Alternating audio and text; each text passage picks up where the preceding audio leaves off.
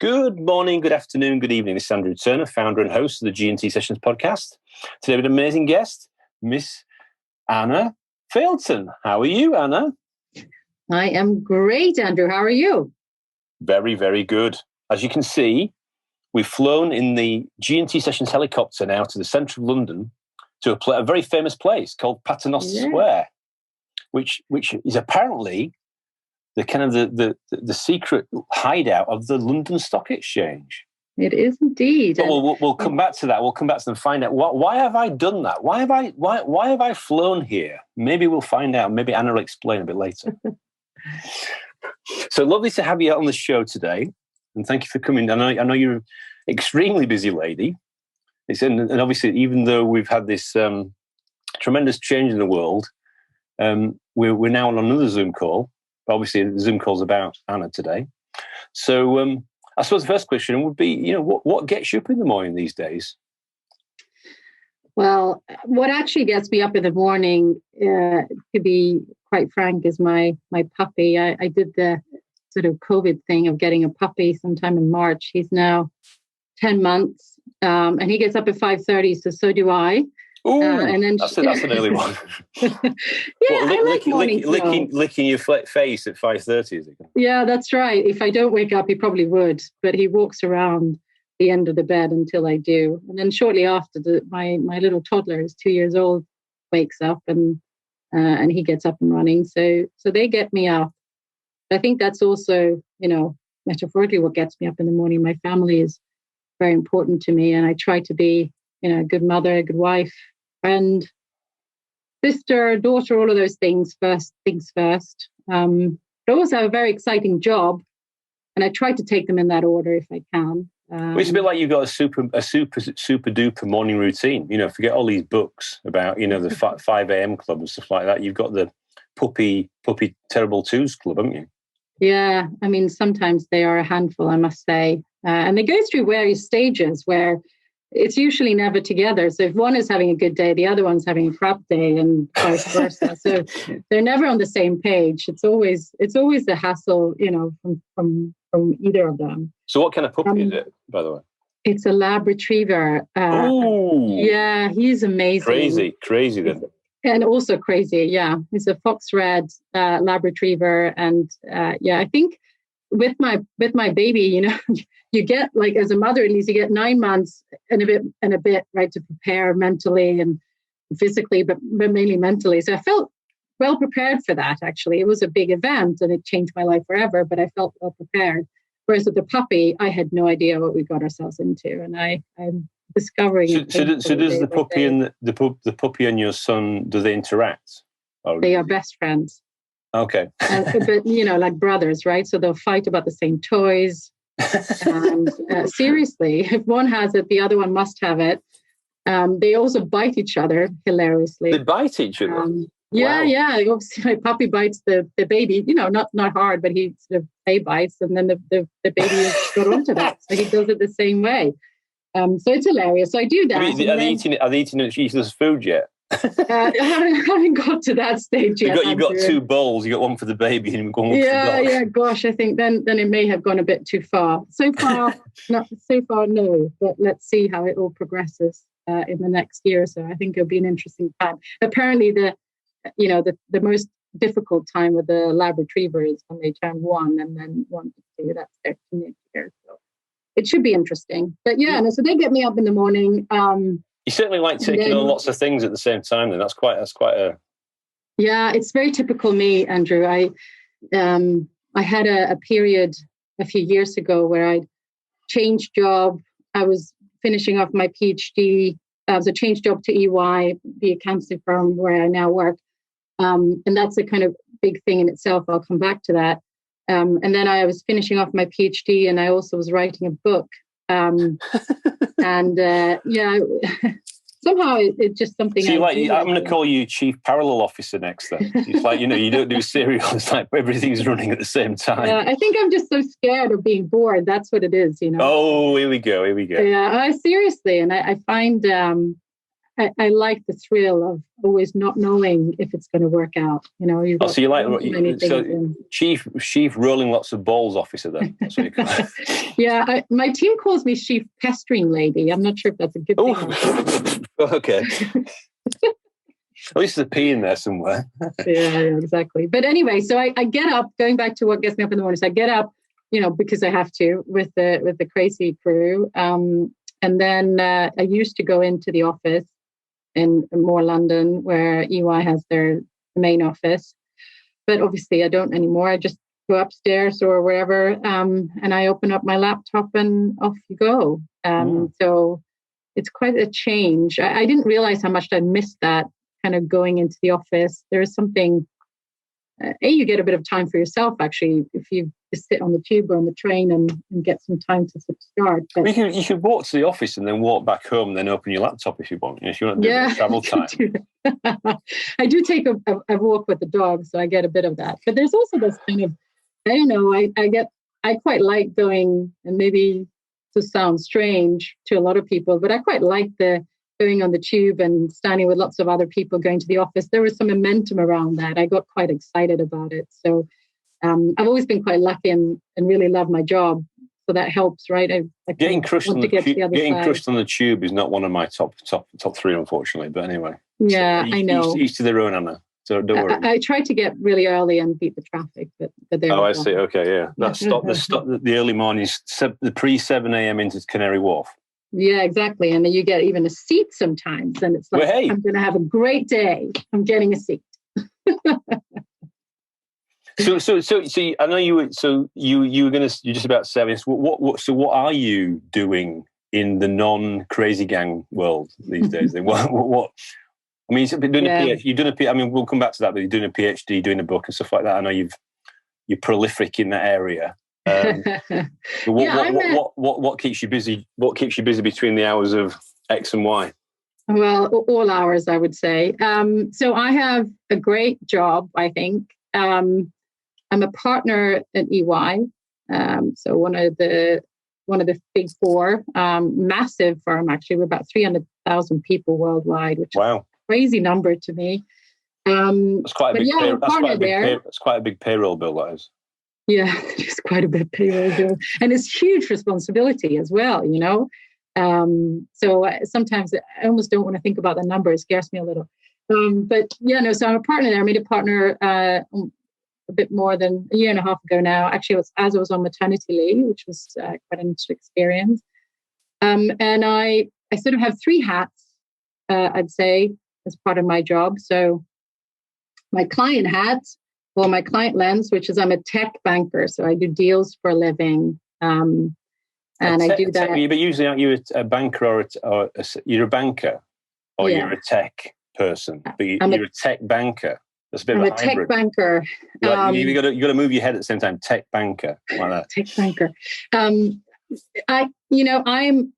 I love working with technology firms. I think if I wasn't a banker, I'd still be in the tech sector. It's what I've done my whole career, and I'll come back to that a little bit later, hopefully. But so I help my clients are mainly technology or information services clients, and I help them usually when there's a big capital event going on. So, somebody's selling, shareholders might be selling, the founders might be selling, or they might be buying something, or they might be doing a big fundraise or something like that.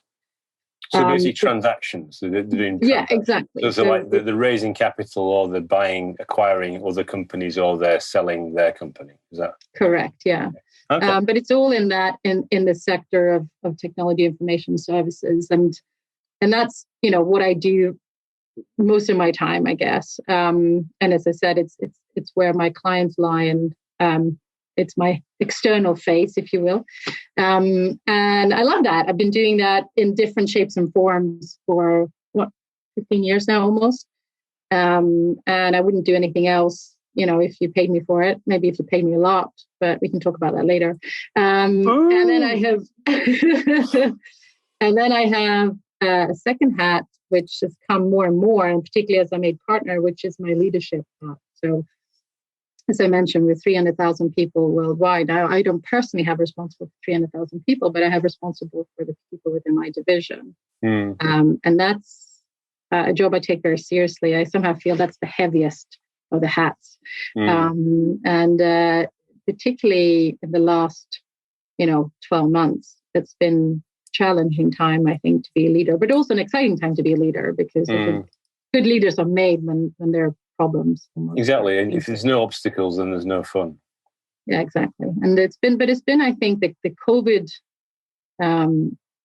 period for any professional services firm, I would imagine, because, people are our assets, but it's been very focused around people issues, mental health issues. It's a really big thing. Yeah, like wellness and mental health. And this kind of constant being on Zoom or Teams and not really getting a break, and also missing the social interaction. A lot of our junior people are living, in sort of small flats, and work is very social for them. So there's a way to do social interaction. And so they kind of go stir crazy kind of thing.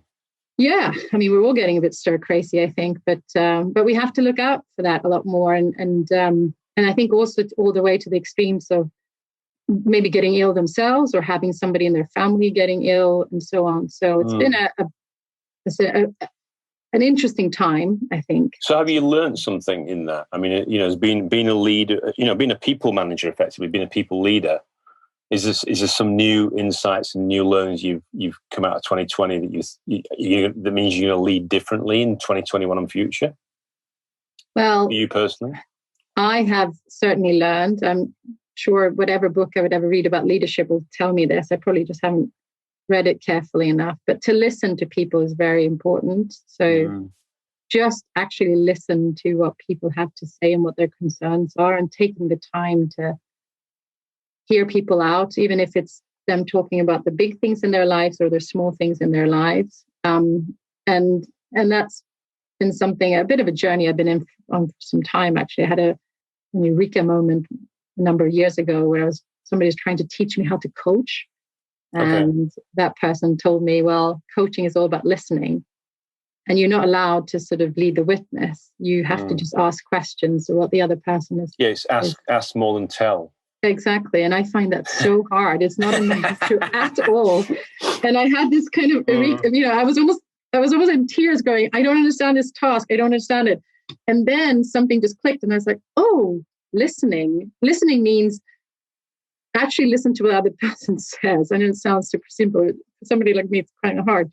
And don't use that as this person's saying X, so I now have to prepare in my head to say Y. But actually just listen to what person is saying. Yeah, you're not in the Colosseum. I think for you, Andrew, as a podcast, you must be very good at that. Actually listening and then taking sort of really hearing what the other person is saying. So anyway, that's a journey I've been on. But I think in the last 12 months, it's really shown me the value of that, or rather the other side, the dangers of not listening to people properly. Active listening. Yeah, I think so. And then the third hat I have is probably to some extent my most exciting hat, and that's I'm a D&I sponsor. So I am a sponsor partner for diversity and inclusion issues for EY. Is that across the whole, across the TMT division, or is that a wider initiative with other It's actually across the investment banking unit, but we're kind of a band across our different divisions. I'm not going to get into what we call our various, P&Ls and divisions, because it's not that interesting, but it is. I'm responsible for that within the investment banking unit, and then I'll have colleagues who I speak to regularly who do it kind of across the firm. It's a massive drive for EY as it is, frankly, for everybody in professional services. And is that a new thing that's come up in the last 12, 15, 18 months, or is that something that's always been there and it's just been amplified more? Do you think? Well, both. I think it's been a thing, something we've realized we as a profession are way behind on, right? So if you look at leadership across our profession, whether it's professional services or indeed investment banking, it tends to look and feel very much the same. And we have to do everything we can to change that. And I'm not just talking in terms of gender or ethnicity, although those are big kind of challenges, but also in terms of diversity of thought. I think we have historically been very good at just picking one type of person or molding. You mean like groupthink? Yeah, a bit like that. And I think you have to be much more diverse and creative and embrace those different perspectives and different lenses. Yeah, absolutely.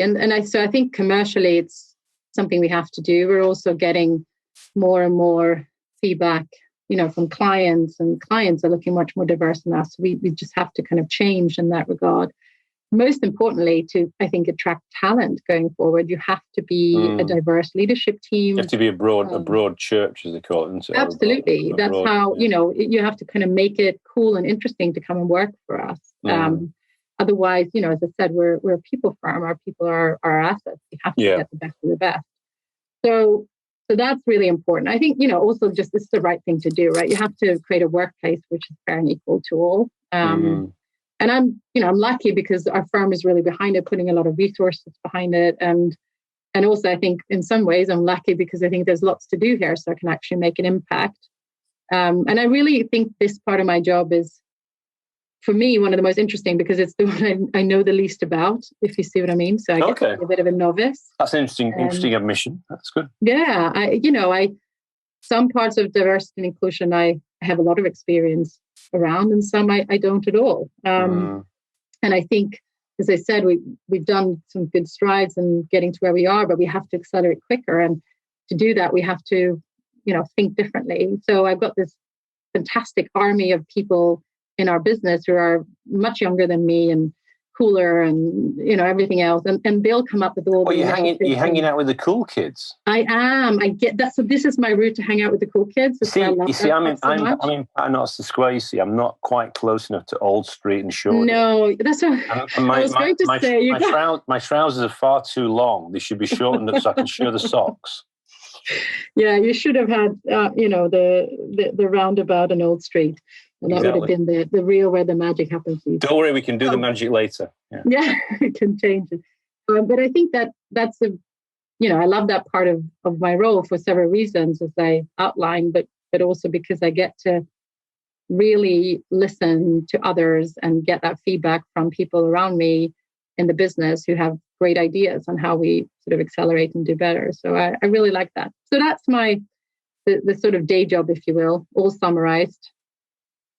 Yes, it's because I think we'll touch on this in a second. But I think it's probably been a bit of a journey for you, hasn't it? Because if you think about some of the firms that you work for and other companies in the same kind of sector, they hire on specialist skills, don't they? Because it's very specialized. And I suppose it's that thing when you move from a specialist role into a people or a leadership role, where you have the lion role as well as the specialist knowledge as well. It's probably opened up your eyes to some different things. It's really hard, Andrew. I wish I could say I was very good at it. And it was... I was being extremely polite because I've been through the similar journey in my previous career as well. I'm still working on that. I think, it is, particularly if you're in professional services where, frankly, my clients pay for me to know what to say and have the experience and all of those things. And then having the transition into a leadership role when really it's all about giving others the platform, supporting them, getting out of the boat, as somebody once told me, and really knowing in yourself, and also kind of trusting others around you that actually you probably don't have all the right answers. Others are better than you are. And that's it's a mental shift that I'm sure everybody goes through in different sort of levels. And for me, it's certainly been a journey. It continues to be a journey, but it's also an exciting part. I think, if I look back in my career, and I can talk to you a little bit about my journey, which starts already back in Sweden, way back when, but I think I like that it changes. It feels like different chapters. And it's quite different in each chapter, and I like that. I think it's part of your growth, isn't it? It's part of your growth. I mean, you go through. Yeah, to your point, you go through those different S curves, I suppose, yourself of discontinuity. Yeah. Yeah. Griner's model. Remember the Griner's model? The discontinuity of companies and stuff, and it applies to people as well, doesn't it? Absolutely. And I think to some extent, it's easier to take the leap into the next chapter, but it's hard to let go of the old one. That's the thing. That's your Charlie Brown Linus blanket, you see. So I suppose, I suppose touching on that, I suppose, in terms of your origin story, because I know we spoke briefly before we did the episode today. And I think there's some. I'd love you to share with the audience that story, because I think it's really, really interesting how you started and you transitioned and you've grown. It's we're on the GNT Systems podcast. What we've got to talk about growth. We've got to talk about personal growth. We've got to talk about business growth. So okay, I'll share. Do let me know if I go on for a bit here, because it has had so many twists and turns. You wouldn't believe it. I'll share the highlights and the lowlights maybe. So I'm Swedish originally. And the story goes, I told my mother when I was 12 years old, I'm leaving as soon as I can. And I'm going to London. I'm sure she was impressed with that. I think she didn't believe me. She'd be like, "Oh, see, are you really my daughter? Are you really my daughter? How can you leave me at 12? How?" Yeah. So I left in the end. I did leave kind of the day after I graduated, and I came to London. And I was actually planning to become a doctor when I was at that age. First I was just you're like a company doctor now, though, instead. Yeah, I am a company doctor. I love that. I'm going to use that. It's going to be my new sign up. You have to walk into the office, with your stethoscope on. What's that? Is there still a heartbeat in that company? Yeah, exactly. That's great. Actually, I am a company doctor. I love that. Yeah, no. So I want to be a real doctor, if you will. That was my kind of chosen career at that point. I was going to study probably in the UK. Then I went traveling. I was lucky enough to go traveling with my now best friend, and we spent some time all over Central and South America. And I spent a month in Guatemala. And you're struggling. That must have been difficult. In traveling around and having fun in the 20s. Yeah, it was hard. It was really hard. Yeah, I can say. I think it was like, 1 hard hour out of the whole trip. No, it was fantastic. I'd encourage everybody who could travel to do so. And sadly, obviously at the time, it's hard, but when we can do that. So I spent some time in Guatemala and I did some volunteering there. And I just came to the conclusion, and this has made my first learning, you have to know your own strengths and weaknesses. Even if you have an idea about what you're good at, maybe that's not true. And I think the sooner you realize that, the better. And I think I had this ideal about I wanted to be this amazing person who could, help people who really needed it the most and all of that. And actually to be able to do the job that a doctor needs to be doing, maybe I chose a very extreme setting, but still that's kind of what I wanted to do. I just didn't have the psyche for it. You didn't have the what? Really, again? I didn't have the psyche for it. I didn't have the sort of mental capacity and the I think the strength for it. Okay. So I decided not to. And long story short, I then started studying business, which I loved from the beginning. And I had always been working actually throughout my university studies. I was a waitress, which actually is a great school of learning for everything. Yeah, it's like being multi-talented. Multi-skilled. I'm not sure I was a very good waitress. I didn't say that, but I did say it was fun and it was good for learning. So you get exposed to customers or real life, right? So you learn a lot about customer experience. You learn a lot about multitasking for sure, and you learn a lot about good wine and food. So that's good as well. Oh, here we go. But no, we're going to be doing MasterChef next. Yeah. I don't think so. Please stop me if you ever hear me say anything of that sort. No, but so I am. So in my second year of uni, I was working in this Moroccan restaurant, and this guy kept coming in, and we were chatting, and got to know each other a bit. And then I said to him, "You're here more than I am, and I work here, so there's something picture." And he wasn't the owner. He wasn't the owner of the restaurant, no. But he had a sleeping bag there, though. Yeah, almost, right? He was there all the time. He had a real thing for the coffee that we were making. And and probably a bit of a coffee addiction as well, if I think back at it. But he was the founder and the owner of a financial media business that he had started about a year before that. And they were writing about growth companies, and like the really growth companies, a bit of the Wild West of, the AIM and Plus markets, so the junior markets too. Know them well. Love them to death. Yeah, love them. Yeah. There's a lot of stories around that. Yeehaw.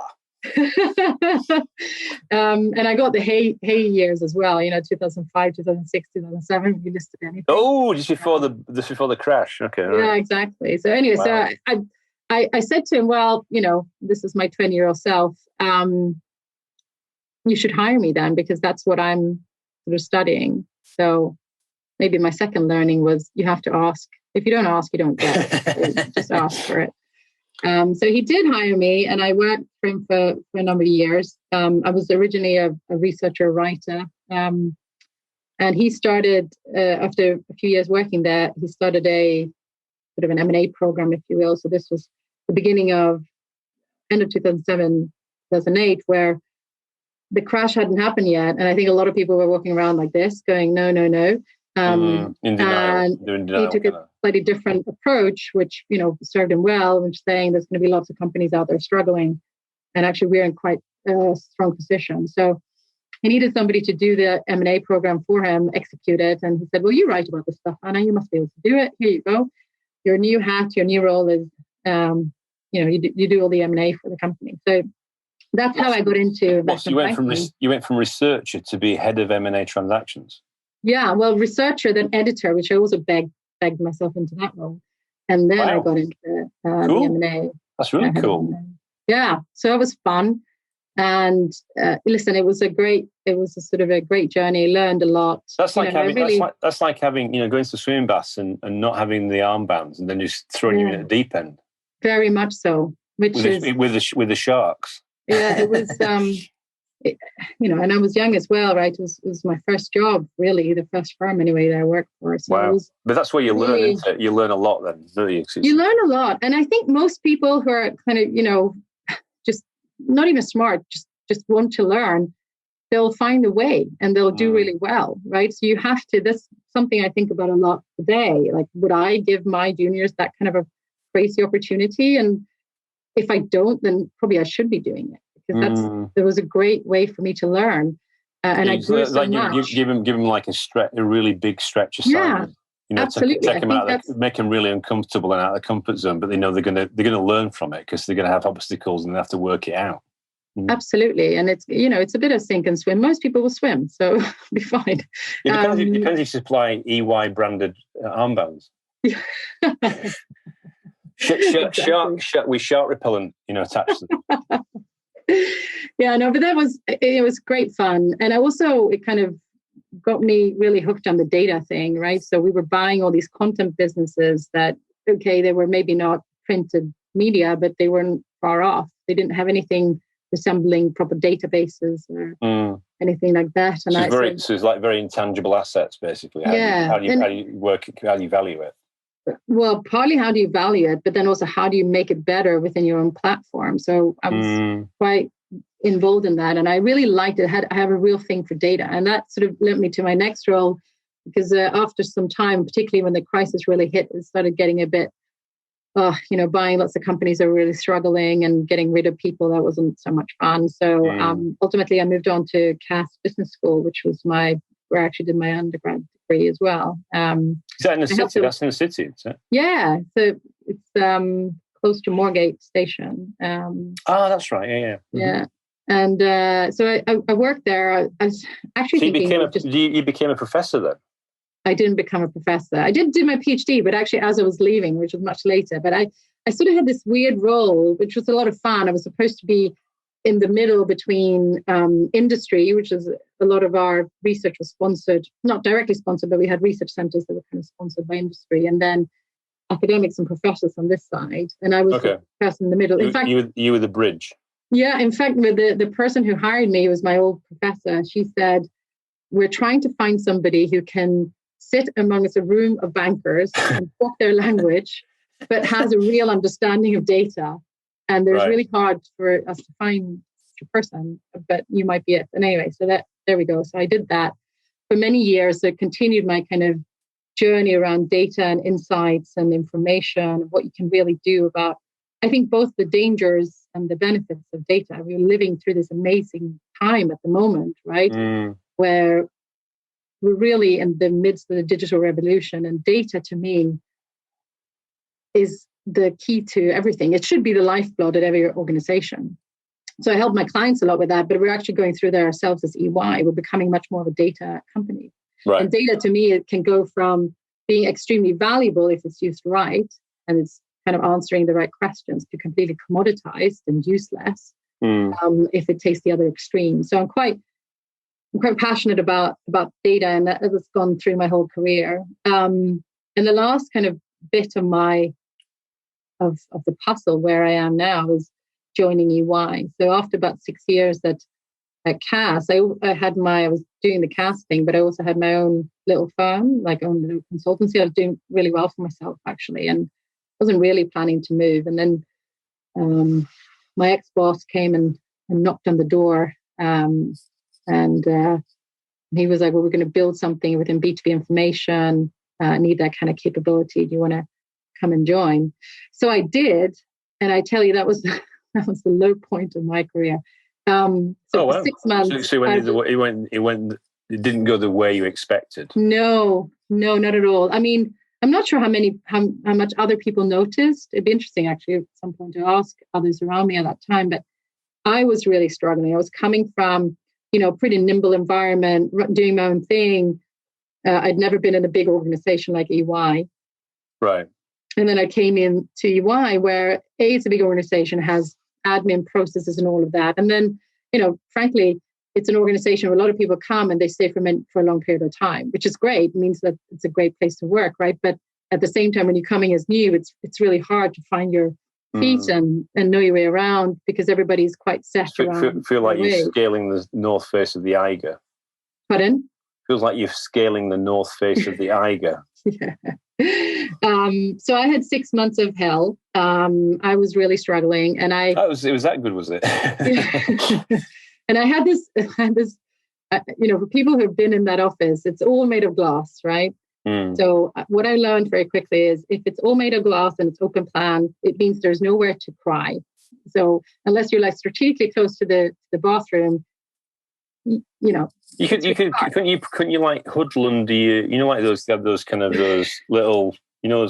those little cupboards. You usually have your own cupboard, don't you? But not ones where you can hide and cry. Oh, you can't. No, okay. No. Maybe there's an opportunity there. You could have like a cry kind of thing, a cry attachment.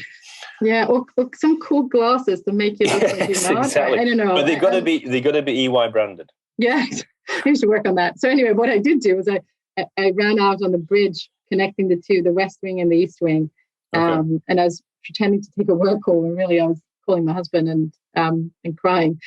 And he said something. He's very clever, and he's like, Anna, if you're gonna quit, that's not going to be the reason you quit. So you're not quitting. So I didn't quit, and thank God I didn't, because it all improved from there, and it's been quite the ride after. I've been, moving up the ladder, as they say, and getting more cool deals done and cool clients and great team and all of that. And then, I made partner a year and a half ago whilst I was on maternity leave. So, and here we are then, 6 months in. It's like a roller coaster, isn't it? Yeah.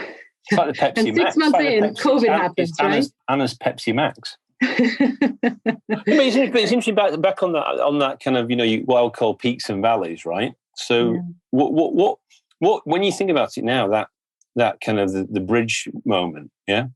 And I think, I mean, obviously I'm not being interviewed today, but I've had my bridge moments as well, don't worry. So, you're not alone in that kind of department. But what was the trigger, when you think about that, what was the trigger for that? Was it just kind of like it just got on top of you, would you say? Or was it just mental kind of overload? Or I think so. I think for me specifically was feeling a little bit lost in this big organization, and maybe being a little bit too proud to ask for help. Right. Which is, so the ego kind of playing the ego out. thing, right? Yeah.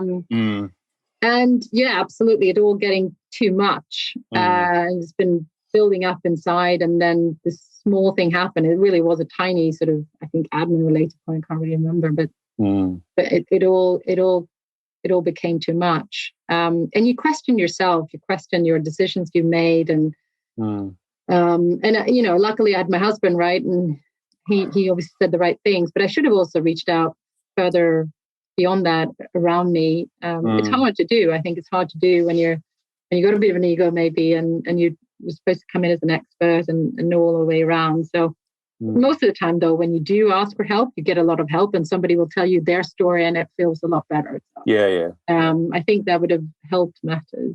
And a quick question about EY: do they do? I mean, for example, do you have buddies? Do you have coaches? Do you have mentors? So that kind of learning from the kind of the North Face of the Eiger analogy I came out, which has been a bit cheeky, but basically, that transition. I suppose now you're in a leadership position. It's like watching out for that with the people that's in your team and helping to kind of intervene or kind of be proactive with that. Is that? Yeah, I mean, our organization do a lot around that. To be fair, they did already when I was joining. I think just when you're not really that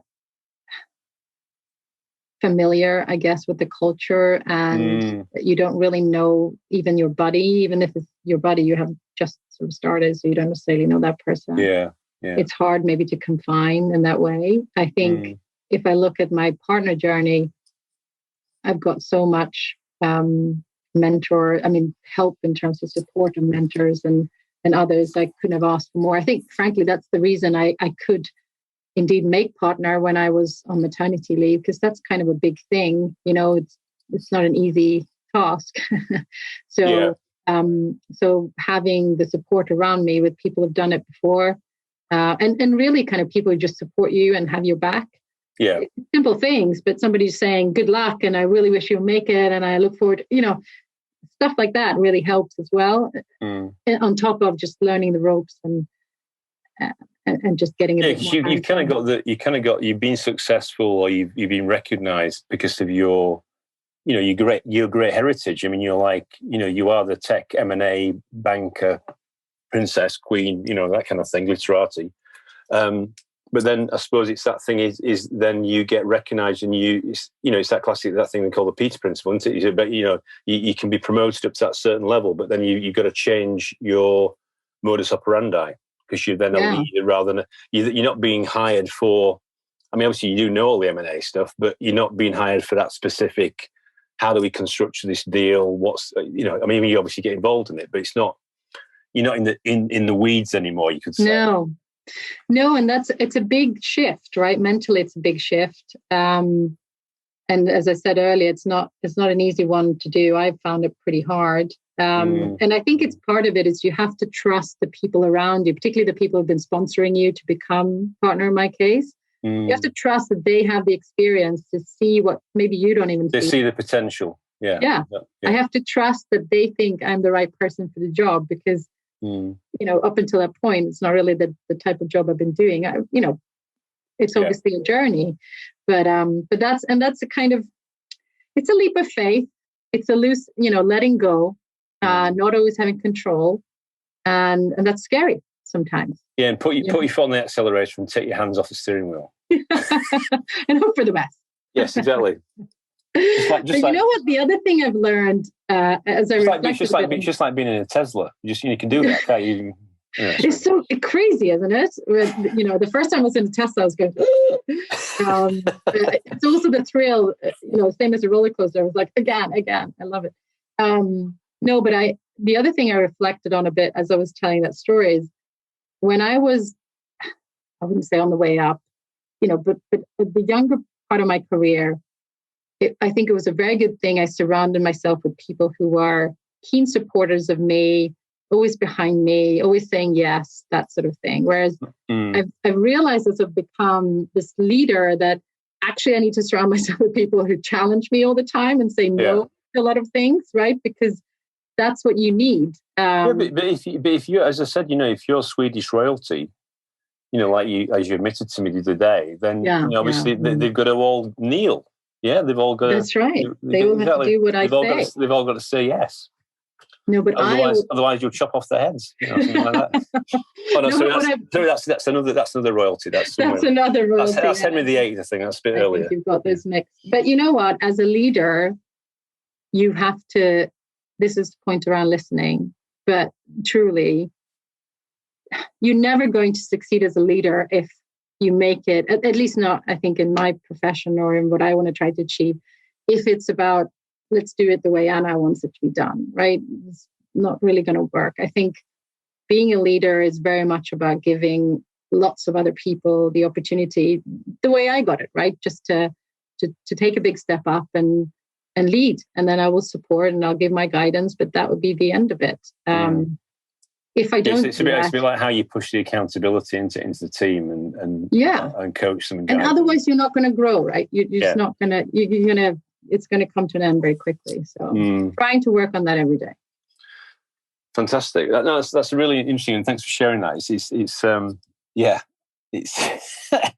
It's definitely been an interesting journey for you. I mean, I suppose one thing before we move on to the next topic was I was going to ask you about you kind of breezed across it, and I suppose so. You did a PhD, but what did you do the PhD on? Because you're obviously now you're Dr. Anna Faelten, aren't you? Really now? Yeah.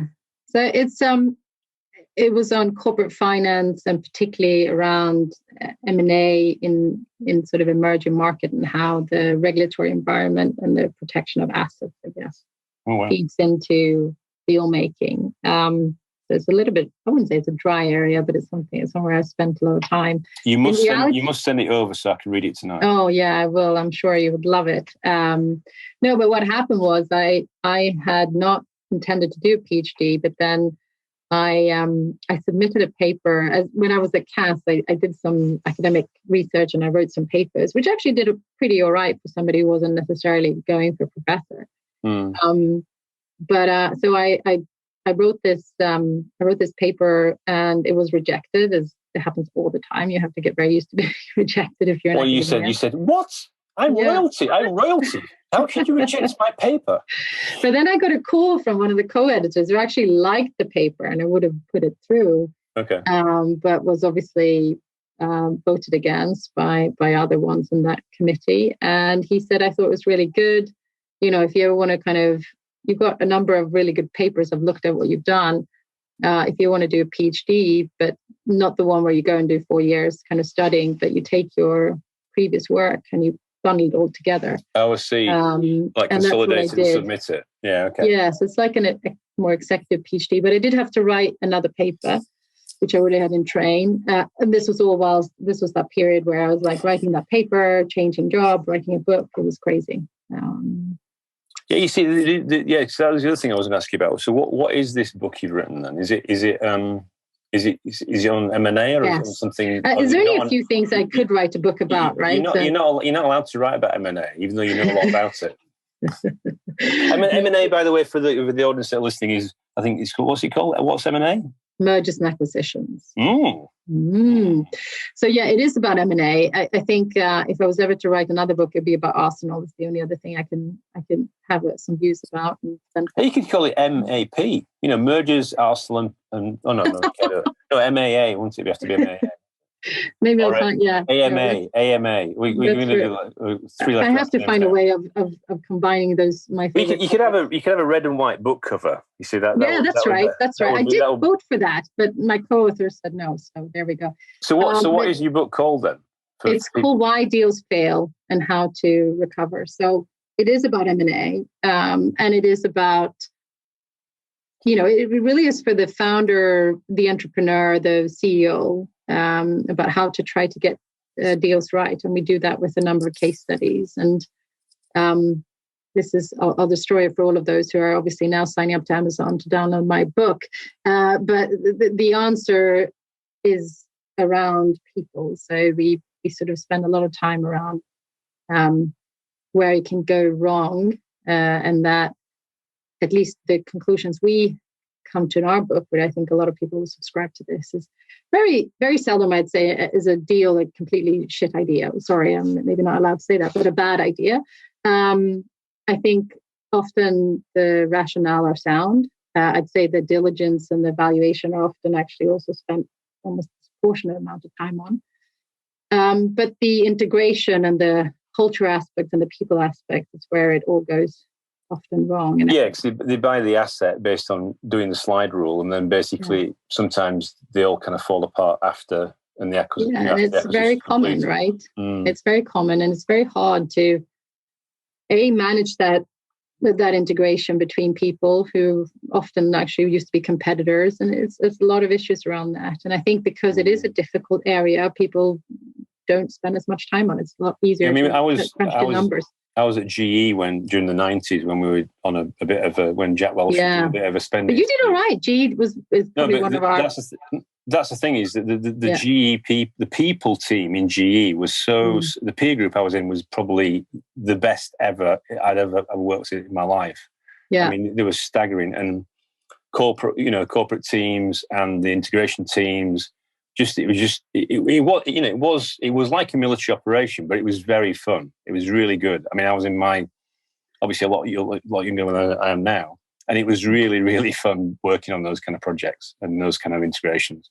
Yeah, I like that because the deal velocity was like, we're buying a bank next week, or we got this other manufacturing company next week. It was just like nuts. But you see, the people who do it well, the serial acquirers, they have a very process-driven approach to the whole package. And GE would be a great example. There are others as well. But I think also I'm glad to hear, because that's at least from the outside in, and we've done some interviews as well. Is, we have a relentless focus on the people aspect, and that almost take a central role.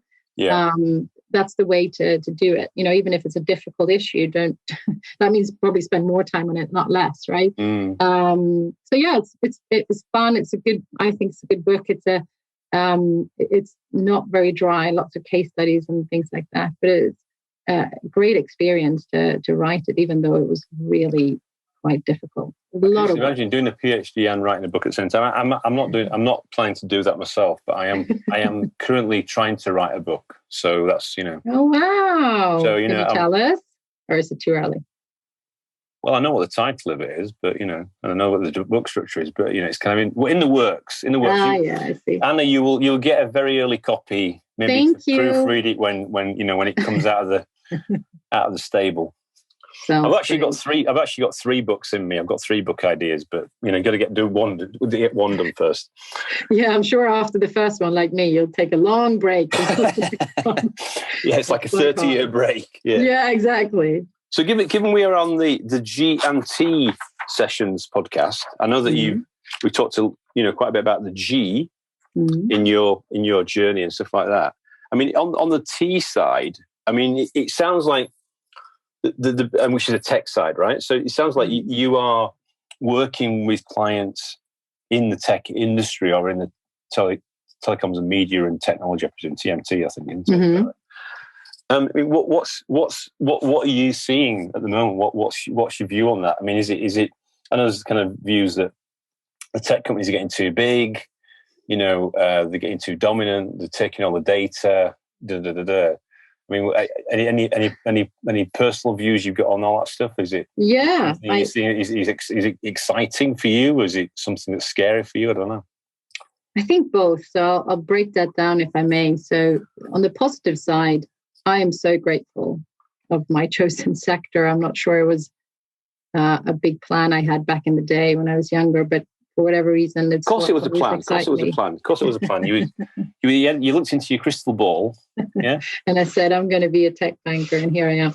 No, but I'm really grateful. It's really exciting to be working with technology companies at the moment, because they are disrupting every industry. So even if most of my clients are technology, the end market is completely different. I'll work in agri one day and consumer the other, retail. So you get a really broad experience, and it really is, I think, an exciting time. If you don't think about COVID and all the political unrest and all the other terrible things going on in the world, actually we're living through a pretty interesting time in my book, with everything becoming fully digital and what that means. I think I see it as another industrial revolution, which will really change everything, and technologies that are hot at that, right? So me being part of it in a very small way, clearly it's really exciting. And the companies that I work with, they've got great passion to what they do. They're all in kind of growth mode, right? So again, it puts a lot of momentum behind it. And in a even sort of shorter term context, we've gone through a period where most sectors are on hold or in decline because of COVID. It's been like travel and things like that. It's not kind of hot, is it? Yeah, and I just think about everything from restaurants to everything that makes life fun. Actually, I'd say is currently on hold, and that's not good for us all. But technology companies and my clients have done super well. As a general theme, it's been actually growth and even more so. And we also attract even more investment now than we probably ever have because people are finding it a safe place to put money. So that's part of it is very exciting. You see, what I call it with a few people I'm working with is it does it pass the PPP test? Yeah, the pandemic proof proposition. Pandemic proof, because what it highlights, it really amplifies the stuff whether you are pandemic proof or not. Yeah, and I mean, to some extent, right? I'll be guilty as charged. We've been selling businesses for a long time, sort of saying, here's the equity story, here's the resilience in the business, but it's been hard to really prove that. Well, guess what? We've just been through the biggest kind of social experience. You put that plan B on the PowerPoint, you put it on the shelf. Oh my God, we've got to get plan C together now. But so that's great, and I love that about my work. And as I said, I'm really grateful, right? Because there's a lot of people out there who are not in my position, and I feel for them. So that's great for me. And as I said, I've always loved the sector. There is, I think, some challenges around it. So I'll take now from more personal view. I'm a mother, right? As I told you, my son is 2 years old. He's growing up in a very different world to me. And I do think that there are not so much about size necessarily of some of the big tech firms, but they have a distribution network effectively, which is just so vast, much bigger than what we've ever seen before. And I think there are responsibilities around that. And history tells us anyway, that most of the time when that's the case, you need some level of regulation. And I think that's probably where we're heading, and that's probably a good thing. I think there is responsibility about with some of these kind of bigger platforms that isn't currently managed in the best way. I don't really have the answer. And the tech banker in me probably says that's not the right answer, but the mother in me does. So I think there are great challenges. I was literally talking to one of my friends this morning, and he was telling me about Tim Berners-Lee's latest project, which you probably are aware of. Have you heard about that? No, I haven't. So if you check out a website called Inrupt, INRUPT.com, he's basically created a new company. He's been working on it for 17 years. And it's basically he's created a new version of the internet. Exciting. What's the difference? I don't know. I'm only just learning about it myself, but it looks like it's kind of like where you can actually run your own. You can have your own data and your own server. It's not on Amazon. It's you can have it on your own pod, I think they call it. And then you can decide who gets access to your data. And you effectively are a node on this new network, on this new internet. And it's like, whoa, here we go. But I think there, as with, if you think about technology more as infrastructure, which of course it is, right? It's the way we now communicate, it's the way we do everything. That part of the economy of the global, I guess, network is often regulated in some shape or form, and I think that's the way we're heading. I'm always going to be excited first. So that would be my answer first. I'm excited about technology, excited about what is going to do good for the world. But there are also, I think, great responsibilities, and I think we have to take those seriously. Yeah. I suppose especially I love the guy, I don't know if you know him, Scott Galloway. Yeah. The guy who wrote the four horsemen of the apocalypse. He's absolutely amazing. And Scott, if you're listening, I would like you to be on the show. he is such good value. He's just Prof G. Yeah. But he, I mean, if you read that book, I mean, it's just it's like, whoa, here we go. Yeah, no, So when some of these companies are larger than the economic value of, or economic the GDP of multiple countries. Anyway, it starts getting a different level, right? Yeah, so. I think they've slightly gone off the growth scale. It's like, we don't have a PowerPoint slide. We don't have a scale to put that slide up there. We have to scale it up again. Quick, send for the PowerPoint specialist. So I suppose, I mean, to kind of, I suppose, thank you for sharing your story. I mean, one of the things one of the things that I'm finding with this podcast is that we've got quite a diverse set of people listening to it. And you do. I've listened to some of the episodes myself. It's been great. Oh, we've got diverse guests and diverse listeners as well. So yeah, it's right. So yeah, I mean, it's all planned. Obviously, was it all planned, or did it just emerge like Safari? Strategy Safari. Yeah. I'll answer on a postcard. Yeah. PO box. So I suppose, if you're talking about, I know you talked about what you're grateful for, you talked about what you're excited about, which is fantastic. And I suppose the thing is about, your kind of guidance, your pearls of wisdom, as I would call it. If you were thinking back and you're trying to share some takeaways for people listening to this podcast, and I know you shared some stuff during the episode already. Any kind of thoughts that spring to mind? Yeah, I think both in business and in personal life, I think our biggest issue generally, and mine as well, is fear. And fear of failure. Somehow that's the ugliest duckling of them all. I think failure, and this is something I've learned the hard way, but the right way, and I try to think about that a lot. That failure is what teaches you, and that's how you learn. We touched on that earlier. When everything's going great and hunky-dory, like it doesn't feel great. It doesn't feel great when you're failing, though, does it? It doesn't feel great at all. But you know what I do? But I embrace that feeling. So I try, if something's gone wrong and I feel like awkward, and you've got that feeling like, ice in your stomach, I go back to that place. I like purposely go back to that place. And and I think about it. I think about what went wrong, every single terrible detail about what you it. reflect. You reflect. Yeah, I reflect, and I really kind of spend time thinking back of what went wrong, and both because learning, reflecting, and learning from that, but also to get more comfortable that something goes wrong and failure. Get more comfortable around the feeling of failure, and I think that. The key there is it's never going to be as bad as you thought it was or it will be, right? So fear is this kind of,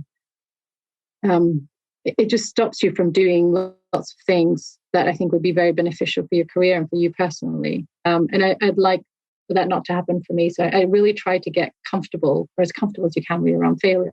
And I have this fantastic kind of memory, which taught me this again the hard way. So when I was back in that, working with that financial media company, as I said, I was sort of more or less handpicked by the CEO. And he had his own like little mini Bloomberg type TV station. Right. And he wanted a presenter. They said, Anna, you can do it. And I was like, oh, okay. Can I just get a script before or something? Well, he didn't do that. He gave it to me like 2 minutes before. And remember, I'm Swedish originally. So for me to kind of read something in English and pronounce, names and so on, it's not always that easy. Anyway, I completely froze. I couldn't read the monitor. It was a terrible, terrible, terrible experience. But it probably never was as bad as I thought it would be, right? So it was a really harsh lesson that it's never going to be as bad as you think it's going to be. So just go and do it, and don't let fear stop you in your tracks. So that's one big learning, and something I try to stay true to every day if I can. The other more practical point I thought a little bit about as well is, somebody asked me, like, what's the best training you've ever done? in your career. And I'd say media training. So I've done media training a few times, but the first time I did it particularly. And one of the things they said was always prepare for the sort of 3 worst questions. You know your weaknesses the best, so prepare on those and everything else would follow. And that's kind of a good tip, I think, generally for media, but also in your career and for everything that you do. Always kind of, it probably comes back to the earlier point, always be comfortable around your weaknesses and your failure. Because if you got that sorted, everything else will sort of follow. So that's a bit more of a practical tip, I think. And then an even more practical one, something I'm trying, I'm very new, Andrew, is on February the 6th, 2020, it was the last time I had an alcoholic drink. So I've been not drinking since then, which is really just a way of saving some time. I find when I have the toddler and the puppy and everything else that's going on, I hate waking up that feeling of... What are you going to do with all that Smirnoff vodka that you got afterwards? I really wanted to try it. I really wanted to try, like, okay. You can't be Swedish and not drink Smirnoff vodka. It's not. I know. They're going to take my passport now, and I've said so. But seriously, there's like, it could be alcohol, it could be other things, but sort of cutting out things that you think waste a bit of your time. There's so much good things to appreciate about life, so many things to do. Whether that's watching too much TV or drinking wine or whatever it is. Try something new and try it sort of wholehearted. And I've done that, and it's a lot of fun, actually. I like it. So that's the third pearl of wisdom, but it's very fresh for me as well. That's good. I like that. I mean, I was just looking up some interesting little. So there's a great quote from Winston Churchill when you were talking about the hell thing. If you're going through hell, keep going. Yeah, it's true, and be kind of as okay as you can be with that, right? Because the failure is the important stuff. See, there's another one here. I like pigs. Dogs look up to us. Cats look down on us. Pigs treat us as equals. Is that from Winston Churchill? Yes. Great man. Oh yeah, there's no wait. That what triggered it was the thing about the the thing is. Life is a series of basically continual failure. One failure followed by another failure. Yeah. The only thing you know about a good day is it will soon change, and something unexpected will happen. Yes, exactly. Okay, so thank you, Anna. You're welcome, Andrew. Thanks for having me. Thank you for coming on the show, and thank you for sharing your journey and your insights, and also the things that you're working on. I mean, I think you're working on some really, really, hat, as it would go, hat. As Alan Miles, one of my previous guests, would say, hat. Wear hats. You're working on some hat topics. That was me trying to put an American accent on it. Yeah, no, I get it. Miserably. It wasn't so good, but I got it. That's a Yorkshireman with an American accent. Fails miserably, and part Irish as well. So that was Anne Faelten, who is a partner, TMT partner, a tech banker, a diversity and inclusion leader, an all-round people people person.